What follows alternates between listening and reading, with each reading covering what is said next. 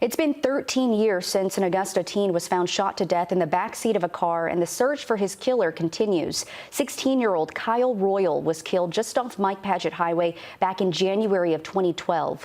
Royal's father and sister spoke with your Ashley Jones, and this week's Last Seen, the unsolved murder of Kyle Royal. I actually just turned 30, and so he would have been turning 30 this year as well. His birthday just passed. And so that was something that I was looking forward to. Kyle Royal's sister, Chastity Royal, spends most of her time thinking of what life could have been with her brother still around. Full of energy, love to play, crack jokes, very humorous, love to cook, just a typical kid at heart. While his father thinks about how life was. It had a lot of, attributes of myself. I don't think it's ever a day where I don't think about Kyle. He's not somebody that you can just bury. A future entrepreneur with a passion for fashion, his sister said.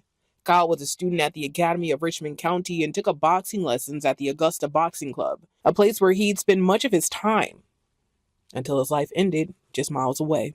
Well, back on January 16th in 2012, Richmond County deputies received a call for a car crashing into a pole here on Mike Paget Highway.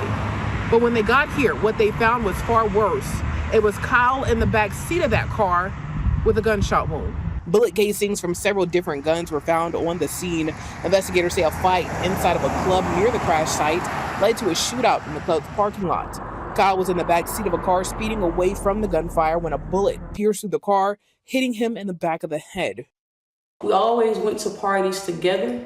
That was the one weekend where I didn't come home and I didn't go to the party. Kyle's father was out of town that weekend. He said the club where the shooting happened was for teens. Because typically, I would let him go to this teen venue, but we had rules in terms of I drop him off, come back, pick him up at a specific time.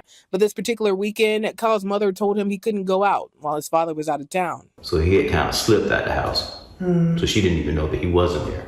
Kyle's father later learned the club was operating illegally. No other occupants were inside of the car when investigators made it to the scene. Both Kyle's father and sister remember that day. Is there anything that you would want to say to the person who may be responsible for your brother's death? Actually, yes. I don't know exactly what they have been through.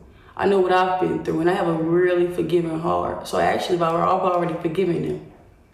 At this point, it would just be them moving forward in their life and whatever.